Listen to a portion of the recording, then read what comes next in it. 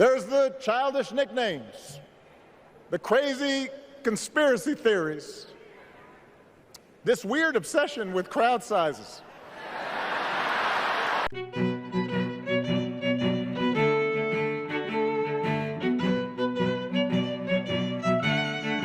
Welcome to Street Politics. My name is Reese. Don't forget to like the video and subscribe to the page. All right, Barack Obama, you want the good news or the bad news first? Let's go with the good news. I got the White Sox jersey that you asked for, and Michelle, she killed it last night. For years, Donald Trump did everything in his power to try to make people fear us. See, his limited, narrow view of the world made him feel threatened by the existence of two hard-working, highly educated, successful people who happen to be black.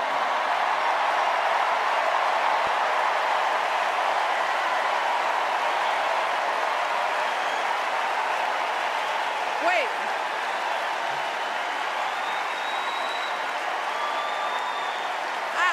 I want to know, who's going to tell him that the job he's currently seeking might just be one of those black jobs? Yeah, people was crying like the end of Set It Off. It was something to see, which brings me to the bad news. You up next. Yeah, and people talking on the internet, they saying that she gonna get the big piece of chicken at the post-event meal. Matter of fact, this guy I follow on YouTube put out a whole Michelle Obama video in the morning, and he didn't put yours out until the nighttime. Huh? Oh, that was me? My bad.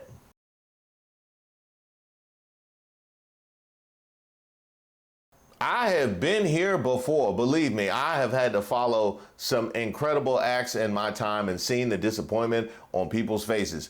What you got to do, you just lean into it. Just lean into it. Don't fight it. Don't fight it. You have to turn them from her crowd into our crowd. Thank you, thank you. Thank you, everybody. Thank you.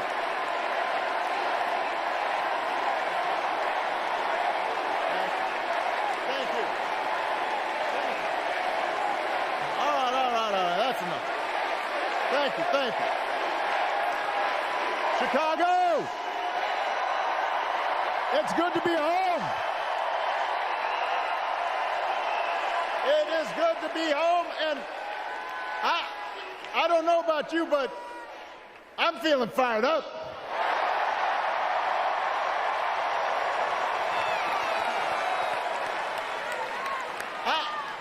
I am feeling ready to go.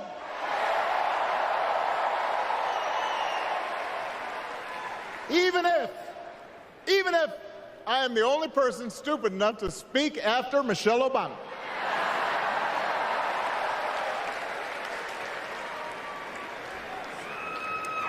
I am feeling hopeful because this convention has always been pretty good to kids with funny names who believe in a country where anything is possible. Excellent. That was so well done. Now the scouting report on this crowd says to drag Trump to the white meat. What you got in the chamber? From a guy whose act has, let's face it, gotten pretty stale. We do not need 4 more years of bluster and bumbling and chaos. We have seen that movie before, and we all know that the sequel is usually worse. Boy, you got that right.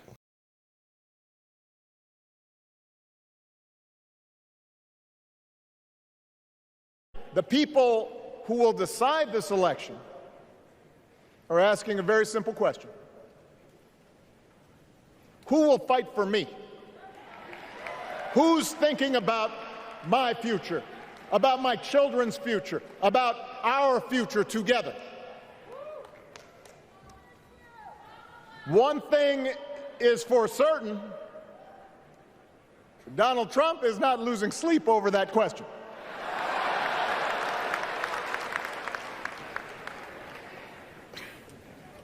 Here's a 78-year-old billionaire who has not stopped whining about his problems since he rode down his golden escalator 9 years ago.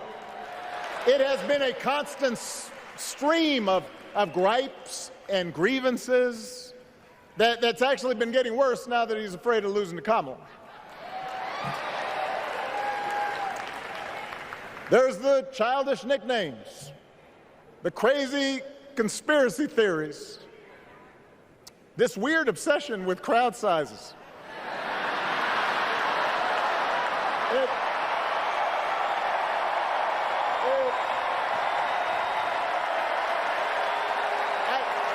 It just goes on and on. Yes, he gonna cry in the car. Yeah. He gonna cry in the car. This weird obsession with crowd sizes. I see what you did there.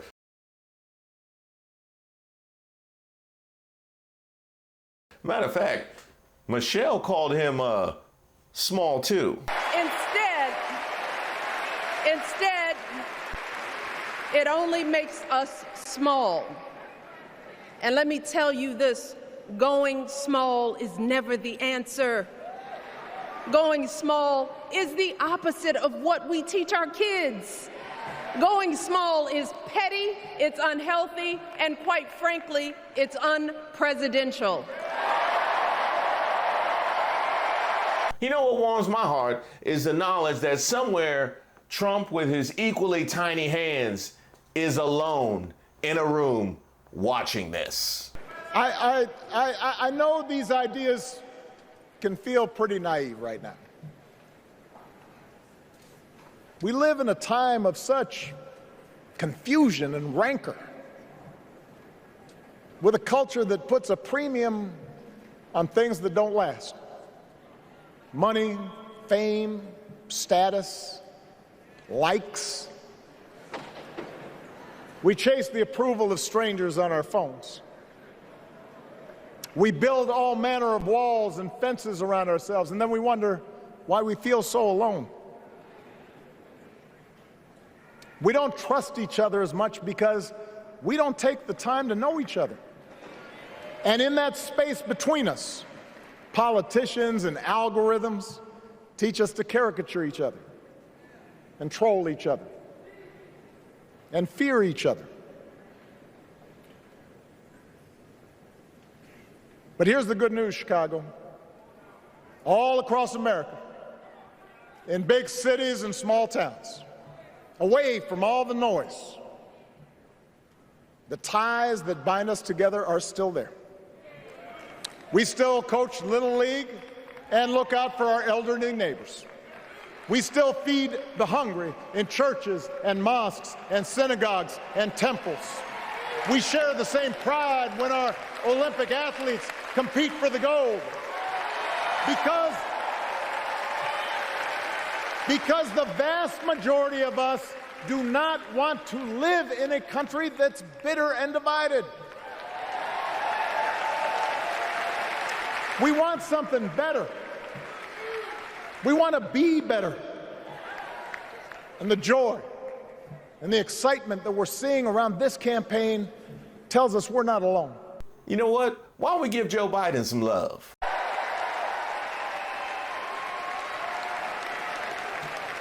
It's been 16 years since I had the honor of accepting this party's nomination for president.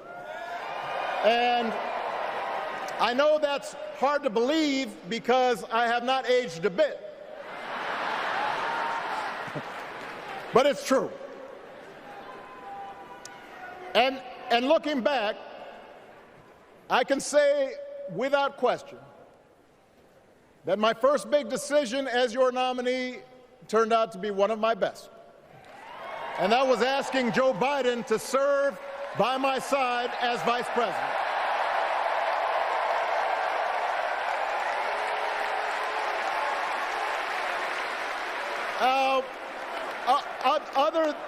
than some common Irish blood, Joe and I come from different backgrounds, but we became brothers. And as we worked together for 8, sometimes pretty tough years, what I came to admire most about Joe wasn't just his smarts, his experience. It was his empathy and his decency and his hard-earned resilience, his unshakable belief that everyone in this country deserves a fair shot.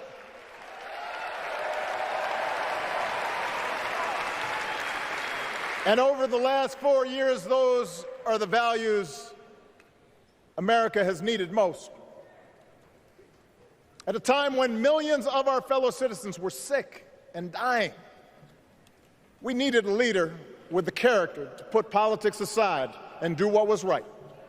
At a time when our economy was reeling, we needed a leader with the determination to drive what would become the world's strongest recovery. 15 million jobs, higher wages, lower health care costs.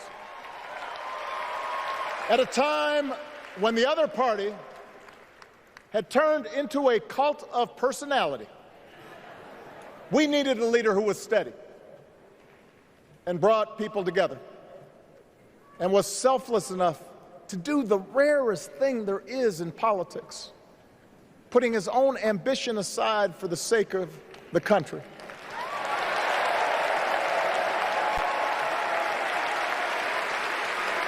History will remember Joe Biden as an outstanding president who defended democracy at a moment of great danger.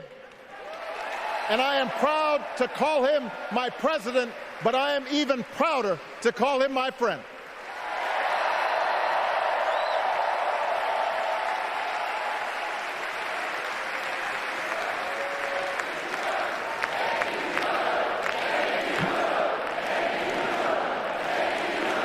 Fight back, Trump! Fight back! Fight back, Trump! I like him. I think he's a nice gentleman, but he was very, very weak on trade. If you take a look at what happened to our country trade-wise, it was a disaster. Take a look at Japan, take a look at China, take a look at what happened with some of these countries, what they did. But I happen to like him. I respect him, and I respect his wife. Okay, we can stop.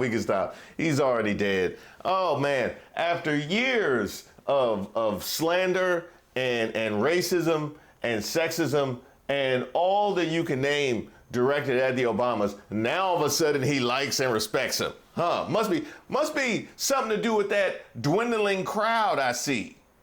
That sense of mutual respect has to be part of our message. Our politics have become so polarized these days that all of us across the political spectrum seem so quick to assume the worst in others, unless they agree with us on every single issue.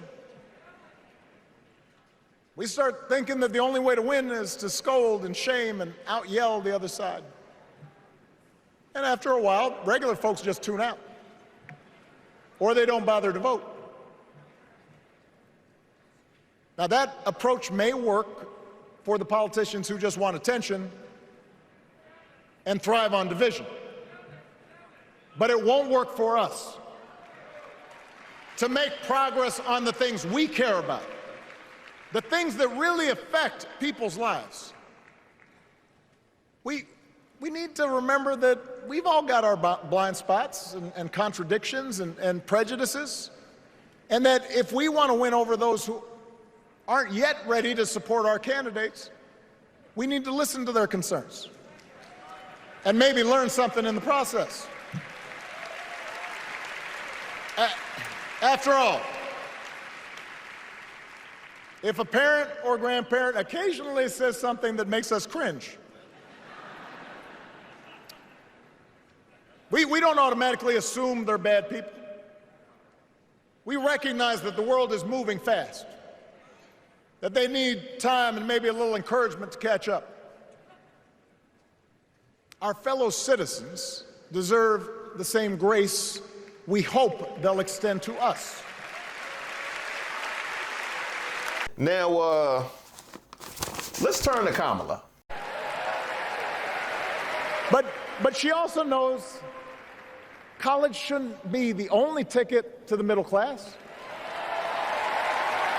We need to follow the lead of governors like Tim Walz, who said, if you've got the skills and the drive, you shouldn't need a degree to work for state government. And in this new economy, we need a president who actually cares about the millions of people all across this country who wake up every single day to do the essential, often thankless work, to care for our sick, to clean our streets, to deliver our packages. We need a president who will stand up for their right to bargain for better wages and working conditions. And Kamala will be that president.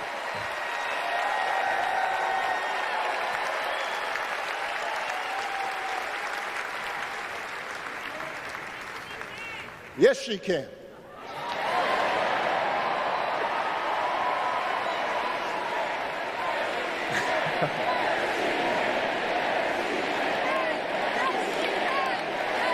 Yes, she can. Okay, next I got vision for the future.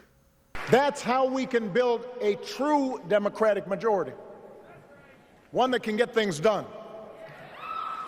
And by the way, that does not just matter to the people in this country. The rest of the world is watching to see if we can actually pull this off.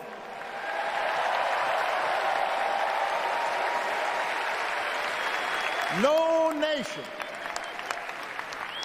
no society has ever tried to build a democracy as big and as diverse as ours before. One that includes people that over decades have come from every corner of the globe. One where our allegiances and our community are defined not by race or blood, but by a common creed. And that's why when we uphold our values, the world's a little brighter. When we don't, the world's a little dimmer. And dictators and autocrats feel emboldened. And over time, we become less safe. We shouldn't be the world's policemen, and we can't eradicate every cruelty and injustice in the world. But America can be and must be a force for good. Discouraging conflict, fighting disease, promoting human rights, protecting the planet from climate change, defending freedom, brokering peace. That's what Kamala Harris believes, and so do most Americans.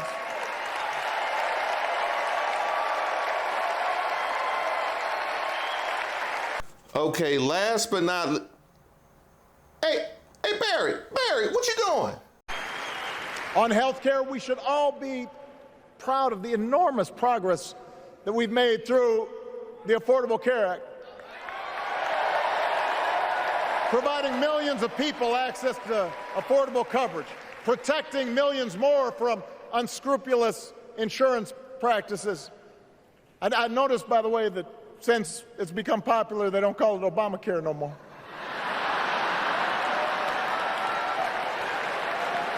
Oh, so we just riffing now. Okay, you feeling yourself. All right, I ain't mad. You got it. Anything else? She'll work on behalf of every American. That's who Kamala is. And in the White House, she will have an outstanding partner in Governor Tim Walz.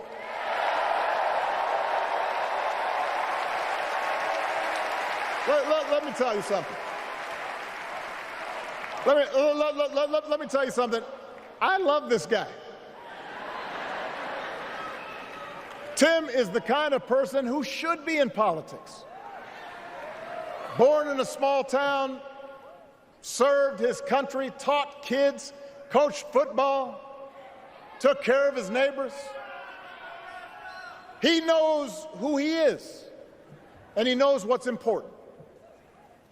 You can tell those flannel shirts he wears don't come from some political consultant. They come from his closet, and they have been through some stuff.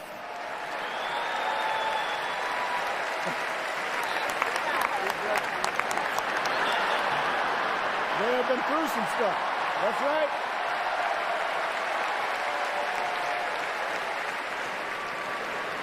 You did your research. You was paying attention. You did your research. Boy, you don't miss nothing.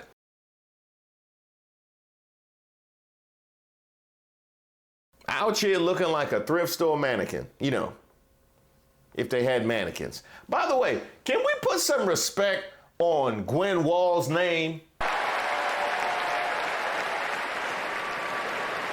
Every DNC speech, she reacting like Michael Jackson walking the streets of Bucharest. I love it.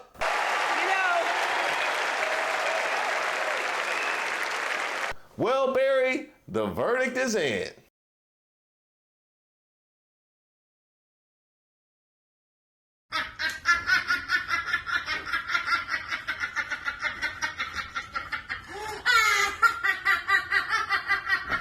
You killed it. Even Van Jones couldn't hate. The Goldilocks, they're not perfect. This was a masterful act of leadership. It was a sacred task. They took it on well. It was like an oasis. I didn't realize I had been in a spiritual desert until they created that oasis on that stage, and they did a beautiful job tonight. But truthfully, that might have had something to do with getting kicked off the cool kids MAGA lunch table.